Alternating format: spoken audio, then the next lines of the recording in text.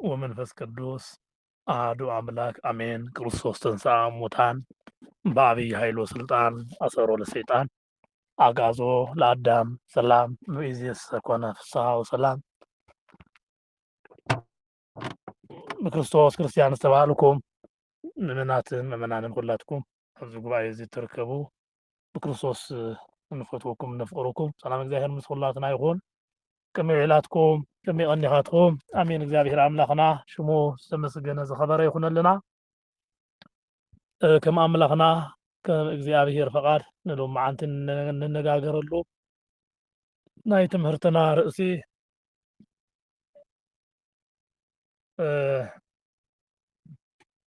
ካልኣይ ቆሮንቶስ ምዕራፍ 5 ካብ ቁፅሪ 14 ዘሎ ቃል መልዕሊ ክንገብር ኢና። እቲ ቃል እውን ነዚ ይመስል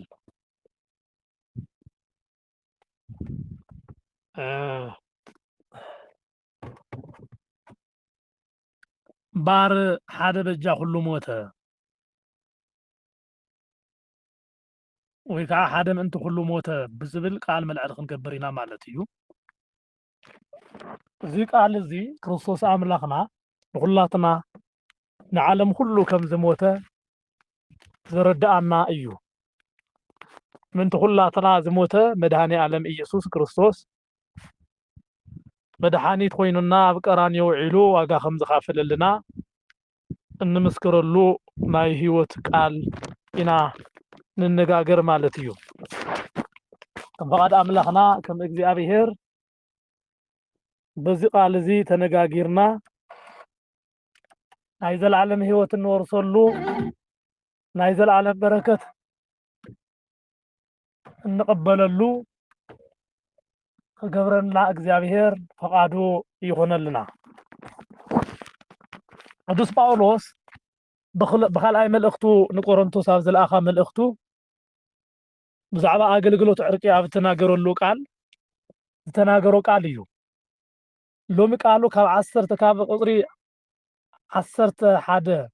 ክንጅመር ኢና ምዕራፍ 5 ካብ ቁፅሪ 11 እስከ 16 ዘሎ ቃል ነዚ ስለ ዝገልፀልና ስፍሕ ኣቢልና ንምርኣይ ክንፍትን ኢና። እምበር ንእግዚአብሔር ምፍራሕ እንታይ ከም ዝኾነ ስለ እንፈልጥ ንኩሉ ሰብ ነረድእ ኣለና። ንሕና ንእግዚአብሔር ግሁዳት ኢና። ንሕሊናኹም እውን ግሁዳት ከም ዝኾንና ተስፋ እንገብር ነቶም ብልቢ ዘሎ ዘይኮነ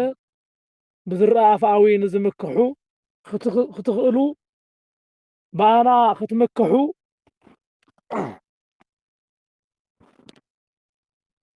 በኣና ክትመክሑ ምክንያት ንህበኩም ኣለና እምበር መሊስና ንባዕልትና ክንንእድ ኢልና ኣይኮናን። ንሕና ስዕቡዳት እንተኾንና ንእግዚአብሔር እዩ። ልባማት እንተኮይንና ድማ ንዓኻትኩም እዩ። ሓደ ቤዛ ኩሉ ከም ዝሞተ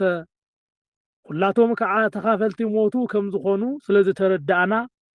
ፍቅሪ ክርስቶስ ግዲ ይብለና እዩ እሞ እቶም ብሂወት ዝነብሩ ነቲ ምእንታኣቶም ዝሞተን ዝተሰአን እምበር ንርእሶም ምእንቲ ከይነብሩ ክርስቶስ ምእንቲ ኩላቶም ሞተ ይብለና። ስለቃሉ እግዚአብሔር ተመስገነ ይኹን። ቅዱስ ጳውሎስ ዝነግረና ዘሎ እቲ ሓደ ኢየሱስ ክርስቶስ ንኩላትና ከም ዝሞተ እዩ ዝነግረና ዘሎ። ትንሣኤ መሰረቱ ከዓኒ ናይ ትንሣኤ ትምህርቲ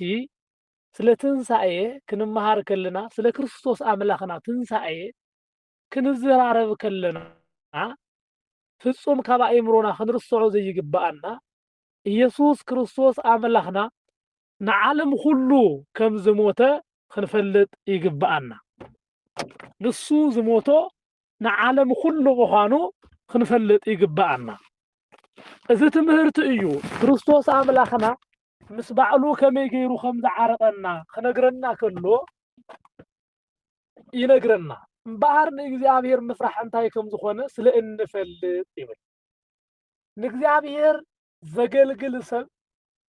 ኣምላኽ ኣለኒ ኣብ ሰማይ ኢሉ ዝኣምን ሰብ ብኢየሱስ ክርስቶስ كأمن نايقدن እዩ ምክንያቱ ንእግዚአብሔር ዝፈርሕ ንወዱ ዘይኽብረሉ ምክንያት የብሉ እዚ ምእንተ ኩላትና ዝሞተ ነቶም ኣብ መስቀል ኣሕሊፎም ዝሃብዎ እንከይተረፈ ከም ዝሞተሎም እዩ ዘረድአና ናስላም ንኣይሁዲ ንኩሉ ዓለም ኣብ ዓለም ዘሎ እምነት ኩሉ ብጣዖት ዘምልኽ ብእምኒ ዘምልኽ ብኣእዋም ዘምልኽ እንከይተረፈ ንኩሉ ከም ዝሞተ ይነግረና ኣሎ መሰረታዊ መልዕሊ ሓሳቡ ከዓ ንእግዚአብሔር ምፍራሕ እንታይ ከም ዝኾነ ስለ እንፈልጥ ንኩሉ ሰብ ነረድእ ኣለና ንሕና ንእግዚአብሔር ግሁዳት ኢና ንሕሊናኹም እውን ግሁዳት ከም ዝኾንና ተስፋ እገብር እዩ ኣከያይዳና ይብል ቅዱስ ጳውሎስ ትንሣኤ ክርስቶስ ክሰብኽ ከሎ ንእግዚአብሔር ስለ እንፈርሕ እቲ ብእግዚአብሔር ዝመፀ እግዚአብሔር ትናይ እግዚአብሔር ቃል ዝነገረና ነገር ንነግረኩም ኢና ስለዚ ነገር ብምንጋርና ከዓ ንእግዚአብሔር ግሁዳትን ግሉፃትን ኢና ይብል ከመይ ዓይነት ዕርቂ ከም ዝገበረልና ንሕና ንእግዚአብሔርን ተባኢስና ዘይንራኸብ ኮይንና ስለ ዝነበርና እቲ ኣብ መንጎና ዝነበረ ናይ ሞት መጋረዲ ዝነበረና ምስ እግዚአብሔር ምሕረት ከይንርኢ ኣዕንትና ጋሪዱና ዝነበረ ነገር ካብ ቅድሜና ከም ዘወገደልና እግዚአብሔር ይነግረና ኣሎ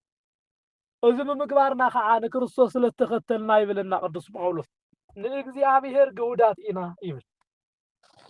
ንእግዚአብሔር ግሁዳት ኢና ምክንያቱ ኣገልግሎትናን ስራሕናን ዝተፈለጠ እዩ ኣብ ቅድሚ እግዚአብሔር እቲ ንገብሮ ዘለና እቲ ንምህረኩም ዘለና ትምህርቲ እቲ ንነግረኩም ዘለና ቃል ብእግዚአብሔር ኮይንና ኢና ንነግረኩም ዘለና ንሱ እውን እቲ መልእኽቲ ናይ እግዚአብሔር ናይ ባዕሉ መልእኽቲ ደኣ እምበር ባዕልትና ዘምፃእናዮ ናይ ባዕልትና ሓሳብ ኣይኮነን እንዳበለ ይነግረና ምክንያቱ ሰባት ኩሉ ብዛዕባ ኢየሱስ ክርስቶስ ክምህሩ ከለዉ ሐዋርያት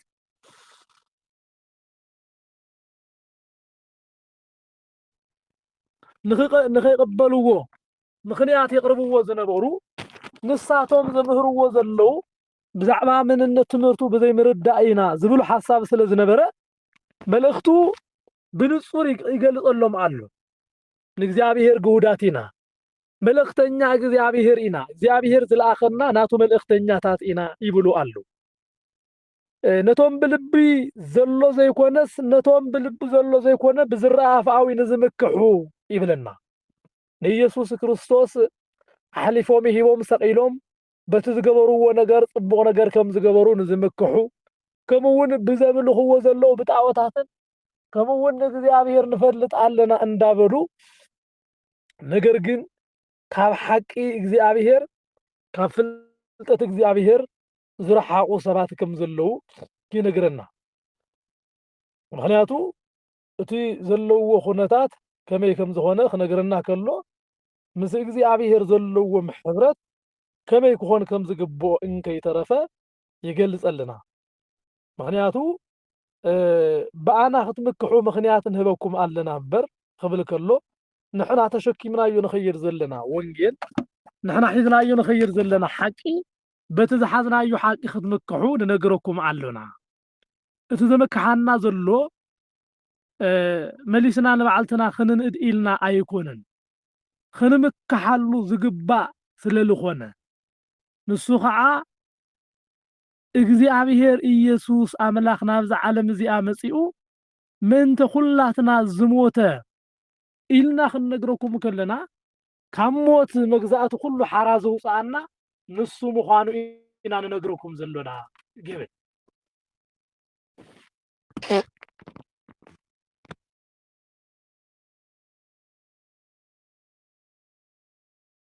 ሓራ ዘውፅኣና ንሱ እዩ እዚ ኢልና ክንነግረኩም ከሎና ዋላ ንስኻትኩም ዕውዳት ኢኹም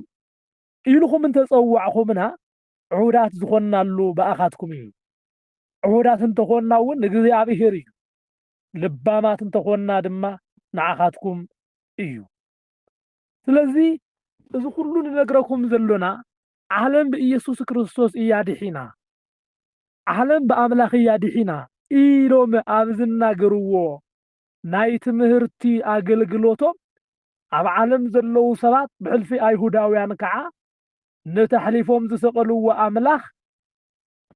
ምስክርነት ክህቡ ከለዉ ስለ ዝበሳጨው እዚ ቃል እዚ ኣይቕበልዎምን ነይሮም። እዚ ቃል እዚ ስለ ዘይቕበልዎም ንንግግሮም ኩሉ ንስብከቶም ኩሉ ከም ምዕብዳን ይቆፅርዎ ነይሮም። ከም ምዕብዳን ዝቆፅሩሉ ምኽንያት ከዓኒ እቲ ትናገርዎ ዘለኹም ክንደየናይ ተኣማንነት ኣለዎ እንዳበሉ ይነግርዎም ነይሮም። ነገር ግን ንሳቶም ዝሰብኽዎ ንዓለም ኩሉ ዘድሓኖም ነቶም ዘባጭው ዘለዉ እንከይተረፈ መድሓኒት ምዃኑ ከዓ ይነግርዎ ነይሮም። ቅዱስ ጳውሎስ እኮ ነዚ እዩ ኣብ አንቲጳስ ቀሪቡ ኣብ ዝነበረሉ እዋን ስለ ኢየሱስ ክርስቶስ ተናጊሩ ስለ ዘይጸግብ ቅዱስ ጳውሎስ ነቲ ንጉስ ናይ እግዚአብሔር ቃል ነገሮ። ናይ እግዚአብሔር ቃል ክነግሮ ከሎ እንታይ ኢሉ በዛ ንእሽተይ ስብከትካ ክርስቲያን ክትገብር ዶ ትደሊ ኣለኻ ኢልዎ። እንሒሉ ከዓኒ ካብ ንግግርካ ብዝሓት እኮ ዓብይ ድኻ ኢኻ ኢልዎ።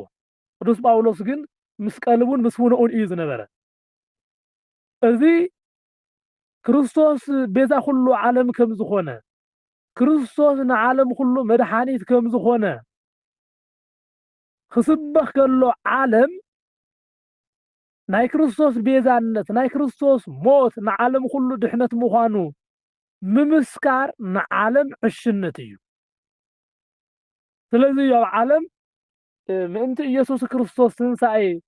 ክርስቶስ ዝገበሮ ትንሣኤ ክርስቶስ ዝፈጸሞ ተግባር ንዓለም ኩሉ ድሕነት ምዃኑ ሰባት ኣይኣምኑን። ንምንታይ? እዚ ስብከት እዚ ዕሽነት ዝመስሎም ሰባት ብዙሓት እዮም ኣብ ዓለምና። ቅዱስ ጳውሎስ ከዓ እቲ ዝሞተ ኣምላኽ ንኩሉ ዓለም ሰብ ከም ዝሞተ ሓደ ቤዛ ኩሉ ኮይኑ ሞተ እንዳበለ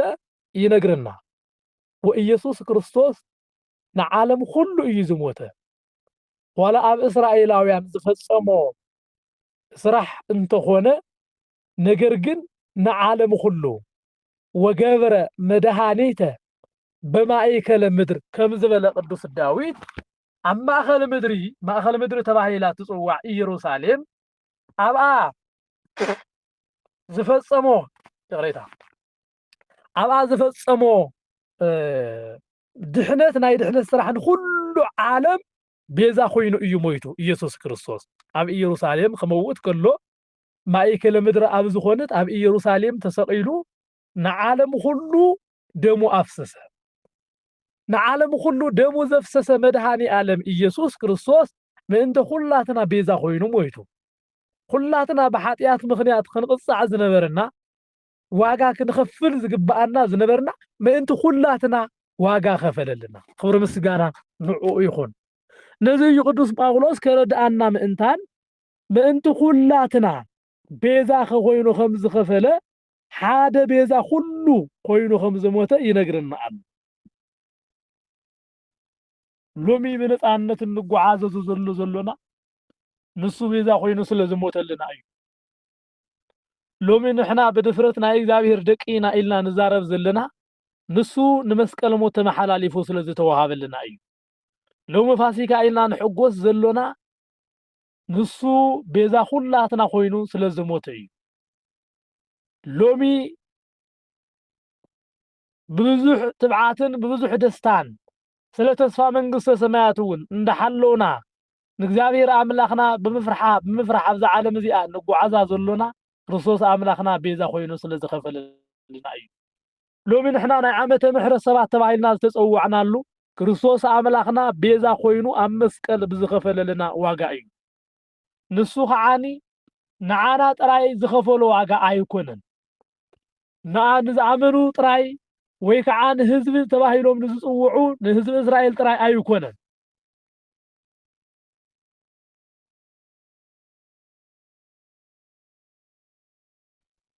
ህዝቢ እግዚአብሔር ተባሂሎም ንዝፅውዑ ንእስራኤላውያን ጥራይ እውን ኣይኮነን። ንዓና ንኢትዮጵያውያን ንትግራውያን ንኤርትራውያን ጥራይውን ዝተጻሓፈ ኣይኮነን ተነግረ ኣይኮነን ናይ ክርስቶስ ሞት ንዓለም ኩሉ እዩ ንኢየሩሳሌም ንኣይሁዳውያን ጥራይ ኣይኮነን ቤዛ ኩሉ ዓለም ኮይኑ ክርስቶስ ኣምላኽና ዝሞተ ዓለም ኩሉ ብነፃነት ንኽትጓዓዝ ምእንታን ካብ መግዛእቲ ዲያብሎስ ሓራ ወፂኣ ክትመላለስ ምእንታን ካብ ዘለዎ ሓዘንን ጭንቀትን ኩሉ ወፂኣ ብነፃነት ናይ እግዚአብሔር ኮይና ክትነብር ምእንታን እግዚአብሔር ምእንተ ኩላትና ሞተ ቤተ ክርስቲያን እውን ብዓብይ ድምቀትን ብዓብይ ክብርን ተኽብሮ ዘላ እዚ ሰሙን እዚ 50 መዓልቲ በዓለ 50 ተባሂሉ ዝጽዋዕ ክርስቶስ አምላኽና ምእንቲ ኩላትና ቤዛ ኮይኑ ኣብ መስቀል ውዒሉ በጊዕ ፋሲካና ኮይኑ ተሓሪዱ ስለዚ ተዋሃበና እዩ ወገናተይ ፋሲካ ኢና ነኽብሮ ዘሎና በዓል ቀደም ናይ እንስሳ ስጋ በሊዖም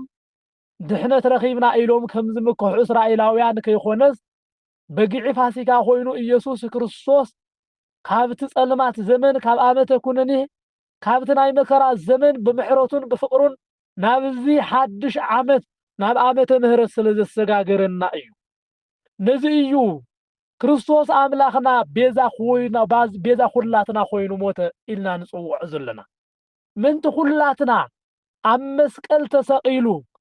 ብሓጢአት ኩላትና ተሸኪሙ ኣብ መስቀል ውዒሉ ብነፃ ንኽንመላለስ ቤዛና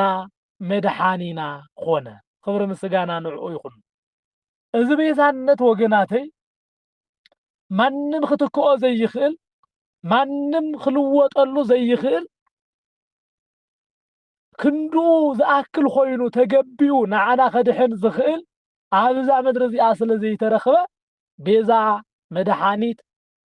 ኮይንና ዝመፀ ኢየሱስ ክርስቶስ እዩ ቤዛ ኮይኑ መፂኡ ከዓኒ ካብታ ዝተተሓዝናላ ናይ ዓለም ጥፍኣት ኣድሒንና እዩ ክብሪ ምስጋና ንኣምላኽና ንመድሃኒ ዓለም ይኹን ስለዚ ይብለና ዕውዳት እንተኾንና ዋላ ብዚ ስብከቶም እዚ ናይ ቅዱስ ጳውሎስ ናይ ቅዱስ ጴጥሮስ ስብከት ብስብከት ክርስቶስ ናብ ዓለም ክመልእዋ ከለዉ ብዙሓት ሰባት ከም ዝኽብሉ ጀሚሮም እዞም ሰባት እዚኦም ዓቢዶም እዮም ክብሉ ጀሚሮም ምክንያቱ ናይ ቅዱስ ጳውሎስ ናይ ሐዋርያት ዕብዳን እንታይ እዩ ነይሩ ተተባሂሉ ብፍቅሪ እግዚአብሔር ዓቢዶም ነይሮም ብፍቅሩ ተማሪኾም ናይ ፍቅሩ ምሩኻት ኮይኖም ስለ ዝነበሩ ቃሉ ኣብ ልቦናኦም እንዳፈልሐ ቃሉ ከይተዛረቡን ከይተናገሩን ከይውዕሉ ወልፍ ኮይኑዎም ነይሩ ነዚ ንግግሮም ከዓኒ ኣብ ቅድሚ ኣይሁዳውያን ዕብደት ኮይኑ ተራእዩ ነይሩ ንስኻትኩም ዓቢድኩም ኢኹም ከም ዝትናገሩ ትብሉና ዘለኹም ንሕና ንነግረኩም ንሰብኸኩም ዘሎና ናይ ዓለም መድሓኒት ኢየሱስ ክርስቶስ ንሱ ኣብ መስቀል ሰቂልኩም ዝቀበርኩምዎ ቤዛኻትኩም እዩ እቲ ነገር ንኩላትና ቤዛ ኮይኑ ኣብ መስቀል ዝተሰውዐ መድሓኒና ኢየሱስ ክርስቶስ ምእንቲ ኩላትና ዝሞተ ንሱ እዩ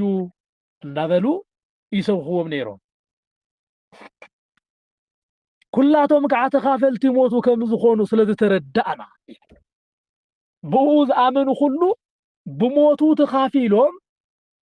ብሞቱ ተኻፊሎም ናይ ትንሣኤ እውን ተኻፈልቲ ክኾኑ እዮም እዚ ክንነግረኩም ከለና ቤዛ ኩሉ ዓለም ከም ዝኾነ ክንምስክር ክብርዎ መሃሩ ኢሉ ንኣህዛብን ህዝብን ኩሉ ብኢየሱስ ክርስቶስ ኣሚኖም ብስላሴ ስም ኣሚኖም ናይ ዘለዓለም መንግስቲ ይኮርሱ ምእንታን ስበኹ ኢሉና እዩ እዚ ብምግባርና ከዓኒ ዕቡዳት ክትብሉና ኢኹም ዕቡዳት እንተኾንና ንእግዚአብሔር እዩ ልባማት ኮይንና ከማኻትኩም ንእግዚአብሔር ቃል ከይንንገር ነዞም ንእግዚአብሔር ቃል ዝናገሩ ዘለውን بداربا امن قطقيطنا انت قتلنا اذ لب منا اذ نعاخاتكم ينبر نعانا ايكونن مخنياتو اذ ناي عالم تحاساسبان عالماوي تحسو زلو እዩ ስለዚህ ዛ ዓለማዊ ትሕሶ ንስኻትኩም ትደልይዎ ዘለኹም እዚ ልብ ምና ንዓኻትኩም እዩ ንዓና ግን እቲ ዕብዳን ዝበልኩምዎ ምስ እግዚኣብሔር ኮይንና ሕሸና ዋላ እንተ ዓበድና ንእግዚኣብሔር እዩ ኢሎም እቲ ክቕበልዎ ዘይከኣሉ ናይ እግዚኣብሔር ቃል የሸክምዎም ነበሩ ናይ እግዚኣብሔር ቃል ኣብ ልቦናና ክንሽከም መድኃኔ ዓለም ይርዳኣና ምእንቲ ኩላትና ምእንቲ ኣውሮፓውያን ምእንቲ ኣፍሪካውያን ምእንቲ ኤስያውያን ምእንቲ ዓለም ሙሉእ ማለት እዩ ምእንቲ ሸውዓተ ኣህጉራት ዓለም ዘለዋ ዋጋ ዝኸፈለ ቤዛ ዝኾነ ብሕብሪ ከይፈላለየ ብጽባቐ ከይፈላለየ ብስልጣን ከይፈላለየ ንኹላትና ብመዓረ ዝሞተልና ኣብ መስቀል የእዳው ዘርጊሑ ዝተሰቀለልና ብቀኖት ዝተቸንከረልና ብሓሙሽተ ቅንዋት ዝተቀነወ ዝተወግአ ኣምላኽና ጎይታና መድኃኒና ኢየሱስ ክርስቶስ ስለ ኩላትና ቤዛ ኮይኑ እዩ ዝሞተ ሎሚ ንዛረበልኩም ስለ ኩሉ ነገር ናይ ትምህርትና መጣቃለሊ ናይ ቃልና ሙሉእ ትሕዝቶ ስለ ኢየሱስ ክርስቶስ እዩ ቤተ ክርስቲያን ውሽጣን ደጋን ሁሉ ጽባቃን ሁሉ ነገራ ናይ ቤተ ክርስቲያን ክርስቶስ ኢየሱስ እዩ ናይ ትምህርትና መልክዕ ናይ ትምህርትና ቅርጽ ብሙሉኡ ክርስቶስ ኢየሱስ እዩ ምክንያቱ ንሱ ዝኸፈሎ ዋጋ ንኣና ምዃኑ ክንዝክርን ክንፈልጥን ምእንታን እዩ ካብኡ ድሓር ዘለዉ ንህበኩም ዘሎና ትምህርቲ ብሙሉኦም ብክርስቶስ ገይጽነት ካብ ክርስቶስ ኩሕሊ ገዚኦም ዓይኖም ዝኩሓሉ ናይዛ ዓለም ትርኢት ከይኮነስ ካሊእ ዓለም ክርስቶስ ርእዮም ጽባቐ ተሓሳስባ ዝተዋሃዶም ጽባቐ ቃሉ ዝተዋሃዶም ናቱ መርዓውያን ዝኾኑ ኢና ንሰብኸልኩም ዘለና ብመጀመርታ ርእሲ ሁሉ ዝኾነ ኢየሱስ ክርስቶስ ግን ምንቲ ኩላትና ከም ዝሞተነ ግን ክንርስዕ የብልና ቤዛና መድኃኒትና ኢየሱስ ክርስቶስ እዩ ዋጋ ደም ከፊሉ ዘድሓነና ካብ ተታሒዝናሉ ዘነበርና መግዛእት ዓለም ዲያብሎስ ነፃ ዘውፃና ሎሚ ደቂ እግዚኣብሔር ተባሂልና ክሳድና ቅንዕ ዓቢልና ክንኸድ ዝገበረና ኢየሱስ ክርስቶስ እዩ እዚ ክፍልቲ እዚ ሓደራ ከይትርስዑ እዚ በዓል እዚ ነኽብሮ ዘሎና በዝን ካብዝን ላዕሊ ዘሎ መንፈሳዊ ስምዒት ክኾን ይግብኦ ዳኣ እምበር ኩል ግዜ ዓመት ዓመት ስለንደጋግሞ ብዓመታዊ በዓል ከይትቆፅርዎ ሓደራ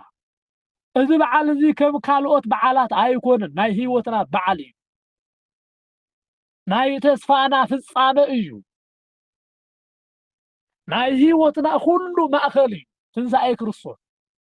ምንተ ኩላትና ቤዛ ኮይኑ ዝሞተ ኢየሱስ ክርስቶስ ኩላትና ተኻፈልቲ ሞቱ ከም እንኾን ስለ ዝተረዳእና ፍቅሪ ክርስቶስ ግድ ይብለና እዩ ሞ ይብል ቅዱስ ጳውሎስ እዚ ንዓለም ኩሉ ዝሃቦ ናቱ ቃል ዝነግረና ዘሎ ናቡ ብኸመይ መንገዲ ክንጽጋዕ ከም ዝግባአና ንቃሉ ሕሩያት ኮይንና ክንነብር ከም ዝግባአና ክነግረና ከሎ ፍቅሪ ክርስቶስ ግድ ይብለና ኣሎ እስካዕ ሞት ዘብጽሕ መከራ እንኳን ተመጽእ ስለ ቤዛነቱ ስለ መድኃኒነቱ ንዓለም ኩሉ ካብቲ ዝተተሓዘቶ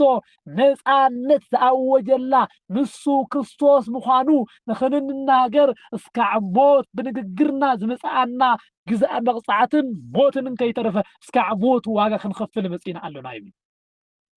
ሎሚ ስለ ትንሣኤ ክርስቶስ ኣብ ኣንጎሎታትን ኩሉ ሰቢኽና ኣብ ኣብያተ ክርስቲያናት ኩሉ ሰጊድና ኣብ ቅድሚ ኣሕዛብ ኩሉ ተናጊርና ዋጋ ክንኸፍለሉ ዝግባአና ምዃኑ ክንፈልጥ ይግባአና ምድሓንና ከይንዝንጋዕ ሓደራ ወገናተይ እቶም ብሂወት ዝነብሩ ነቲ ምእንቲ ኣቶም ዝሞተን ዝተስአን እምበር ንርሶም ምእንቲ ከይነብሩ ክርስቶስ ምእንቲ ኩላቶም ሞተ ይብለና ብሂወት ዘሎናን ከምኡውን ዝሞትናን እቲ ኣነባብራ ህይወትና ስለ ገዛእ ርእስና ወይ ከዓ ስለ ናትና ኣነባብራ ክንነብር ከም ዘይግባአና ይነግረና ኣሎ ክርስቶስ ከዓ ንርእስና ምእንታን ኸይንነብር ንሱ ዝሞተልና ብህይወት ንንነብር ምእንቲ ክርስቶስ ክንነብር ምእንታን ስለ ኩላትና ሞይቱልና እዩ ሎሚ ስለመን ኢና ንነብር ዘለና ስለየናይ ህይወት ኢና ንነብር ዘለና ስለየናይ ዕቅድና ኢና ንነብር ዘለና ካብዚኣቶም ኩሉ ወፃኢ ብዝኾነ ኣብ ዓለም ብዓይነ ስጋ ካብ ንርእዮም ነገራት ሁሉ ርሒቕና ክንነብር ከም ዝግባአና ሞተ ክውልደ እግዚአብሔር የዘኻኽረና ኣሎ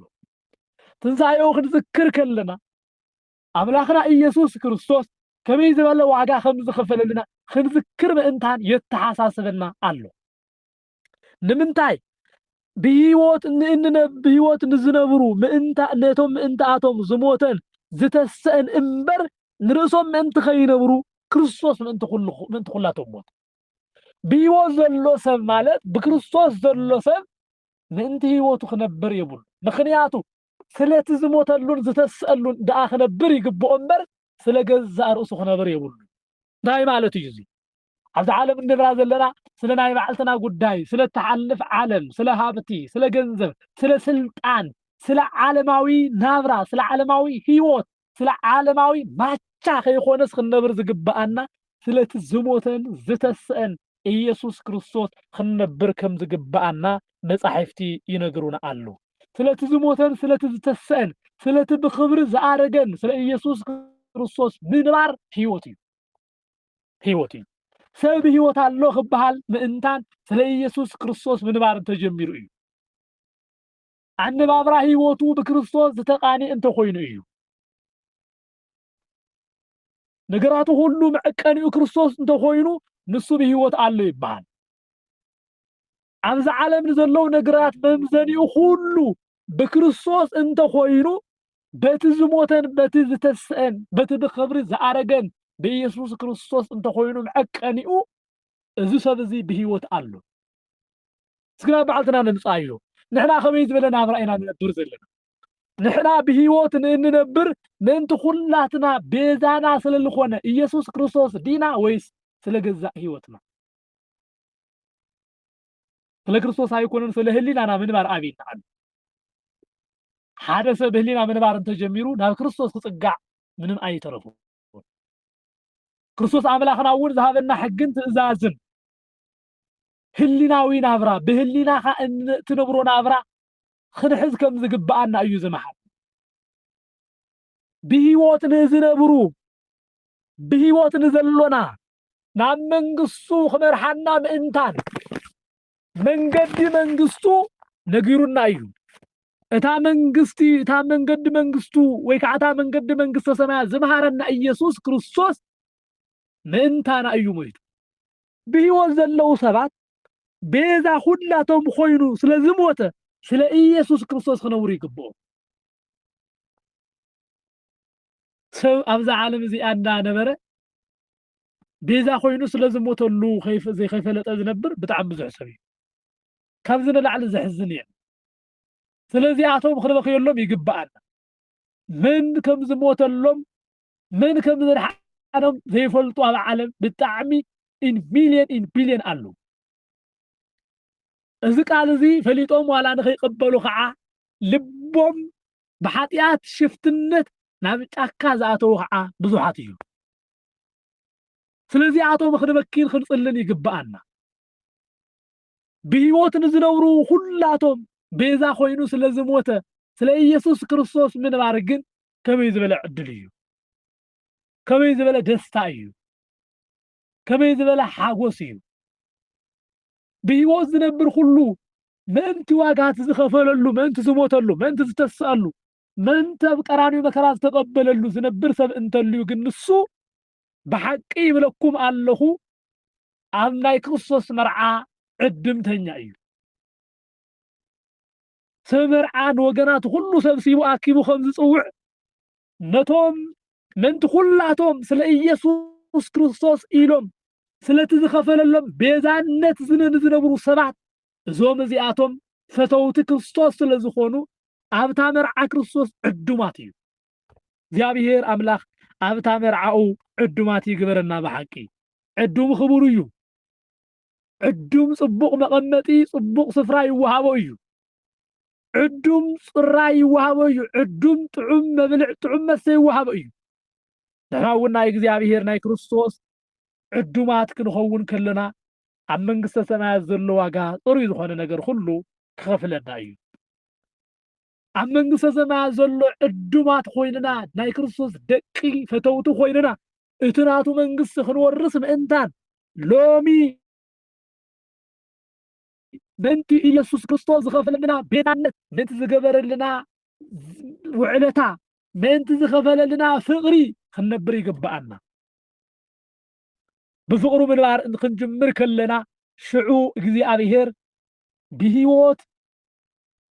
ንኽንነብር ምእንታን ይሕግዝና እዚ ውዕለታ ክርስቶስ ዘይፈለጠን ክፈልጥ እውን ከይደለየን ዝነብር ሰብ ግን ዕድሉ ዝተቆረፀን ዕድሉ ምስ ኣጋንንቲ እዩ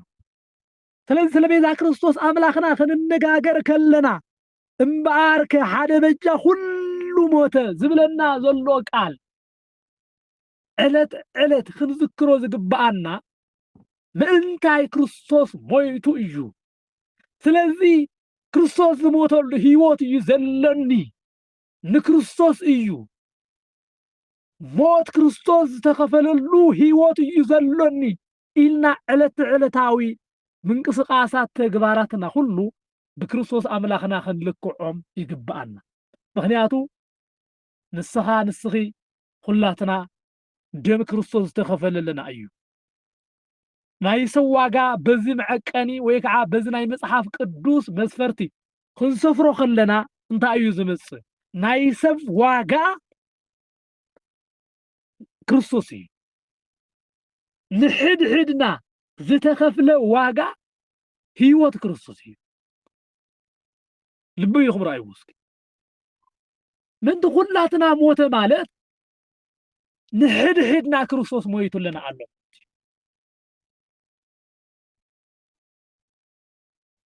ከዓኒኮ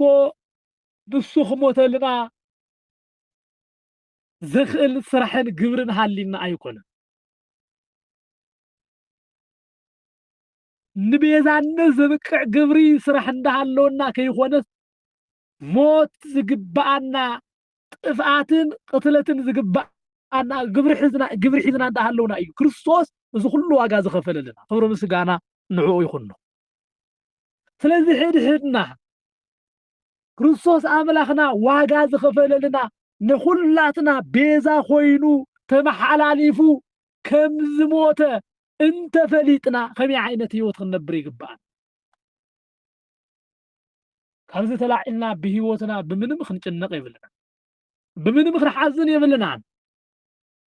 እዚ ቃል እዚ ብደንብ ጽቡቕ ገይሩ ክገልጸልና ከሎ ቅዱስ ጳውሎስ ኣብ ሮሜ ዝተናገሮ ቃል ኣሎ ከምዚ ይብለና ናብ ሮሜ 7 ዝተለኣኸ መልእኽቲ ምዕራፍ 14 ካብ ፍቕዲ 8 ጀሚሩ ከምዚ ዝብል ቃል ተመዝጊቡልና ይርከብ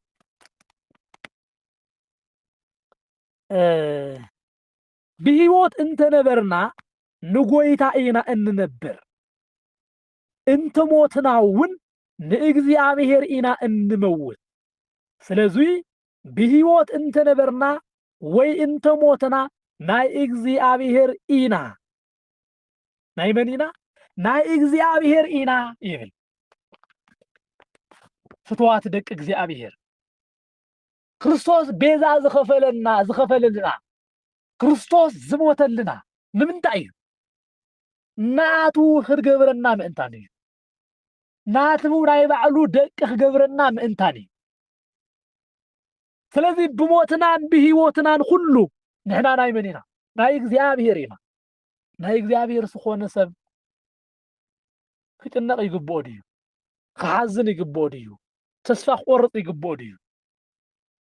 ንሕና እኮ ዝተገብረልና ነገር ብዘይምፍላጥና ዘጋጥመና ዘሎ ሓደጋ ደኣ እምበር ዝተኸፍለልና ዋጋ ዕለት ሰዓት ተንዝክሮ ነይርና እኮ ከመይ ዕድለኛታት ምዃንና መፈለጥና ነይርና ምናልባት አዳም ሞት አሎ ክበሃል ከሎ ብመጀመርታ እቲ ሞት ስለ ዘይፈልጦ ናይ ሞት ሕማቕን ክፍኣትን ኣይፈለጦን ነይሩ። ስለዚ ዝናብቲ ዘይፈለጦ ዓለም ደልየ ኣነ ንስኻትኩም ዝተዋሃበና ዋጋ ኸዓኒ ኣብ ኢድና ስለ ዘሎ ቀሊል ነገር መሲሉ ተሰሚዑና ዳ እምበር ዋጋ ሕድሕድ ወዲ ሰብ ደም ክርስቶስን ቤዛነት ክርስቶስን እዩ ይኸምዎ ዶ። ስለዚ ኣብዚኣ ዘለና ኣብ ዓለም ዘለና ኩላትና ብሂወት እንተነበርና ንክርስቶስ ኢና እንተ ሞትና እውን ንክርስቶስ ኢና። ንምንታይ ቤዛ ክርስቶስ ቤዛ ኣምላኽና ክርስቶስ ዝተኸፈለልና ስለልኾና ማለት እዩ። ቤዛና ኢየሱስ ክርስቶስ ስለልኾነ ብሂወት እንተነበርና እውን ንዕኡ ኢና ንነብር፣ እንተ ሞትና እውን ንዕኡ ኢና ንነብር። ሰብ ኩሉ ብሂወት ዘሎ ምንቲ ኢየሱስ ክርስቶስ ክነብር መጻሕፍቲ ኩሉ ይምስክሩ ኣለዉ። ናይ መጽሓፍቲ ምስክርነት እውን ከምዚ ክብል ይነግረና ክርስቶስ ምእንቲ ኩላቶም ሞተ። ምእንቲ መን በለ? ምእንቲ ኩላቶም ንኩላቶም ዋጋ ክኸፍል። ቅዱስ ጳውሎስ ሕዚ እውን ምዕራፍ 14 ፍትዓንቶ ዘንብብናዮ ካባና ሓደ እኳ ንርእሱ ኢሉ ዝነብር የለን እሞ ይብል። ንመን ኢሉ? ምናልባት ከይመስለኩም ኣነ ንባዕለይ ዝነብር ከይመስለኩም፣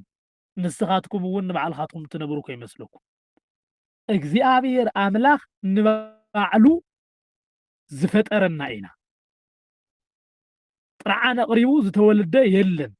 ጥርዓን ኣቕሪቡ ዝመውት የለን። ካብዘን ክልተ ናብ እስካብ ካብ ዝብላ ሓሳባት እንኳ እንተኢናየን እዘን ክልተ ነገራት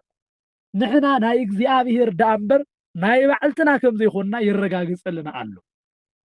ክርስቶስ ከዓ ሞይቱ ሰባት ዝገበረና ሰብ ኮይኑ ሰባት ዝገበረና ኣምላኽና ብሂወት ክንነብር ምእንታን ሞይትልና እዩ። ቀዲምና ሞይትና ስለ ዝነበርና ብሞቱ ሂወት ሂብና ኣሎ። ዋጋ ሂወት ሂቡ ሂወት ሂብና ኣሎ ማለት እዩ። ስለዚ ደግም ክርስቶስ ምእንታና ሓሳራ መከራ ካብ ፀገበስ ብስጋኦ መከራ ዝፀግብ ንሱ ንሓጢኣት ሓዲጉዎ እዩ ይብለና። ምእንቲ ክርስቶስ ከዓ ኣብ ዓለም መከራ ዝቕበል እንታይ ኮይኑ ኣሎ ማለት እዩ? ምእንቲ እቲ ቤዛ ኮይኑ ዝሞተሉ ዝተቐበሎ መከራ ሓሳረ መከራ ክርስቶስ ካብ ፀገበ ብስጋኦ መከራ ዝፀግብ እንተልዩ ኣብዛ ዓለም እዚኣ እንከሎ ምእንቲ ክርስቶስ ዋጋ ዝኸፍል እንተልዩ ስለ ክርስቶስ ቤዛነት መስኪሩ ስለ ቃሉ ፀኒዑ ስለ ሃይማኖቱ ኣብ ዓለም ኩሉ ብምጽናዕ ዝቕበሎን ዝፀገቦን መከራ እንተልዩ ንሱ ብኢየሱስ ክርስቶስ ዓብይ ክብርን ዓብይ ስፍራን ኣለዎ። ምክንያቱ ንሱ ንሓጢኣት ሓዲግዎ እዩ። ንሓጢኣት ስለ ዝሰቐላ ሓጢኣት ካብ ገጹ ስለ ዘርሓቓ ናይ ዓለም ጥፍኣት ሰራዊት ዝኾነ ከዓኒ ዝኩሉ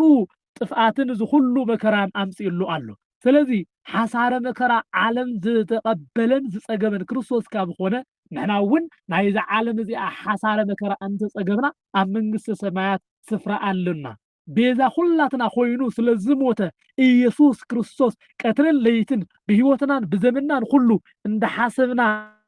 ክንነብር ክርስቶስ ኣምላኽና ክእለት ይሃበና፣ ክእለት ይኹነና። ምእንቲ ኩላትና መከራ መስቀል ተቐቢሉ ኣብ መስቀል ዝሞተ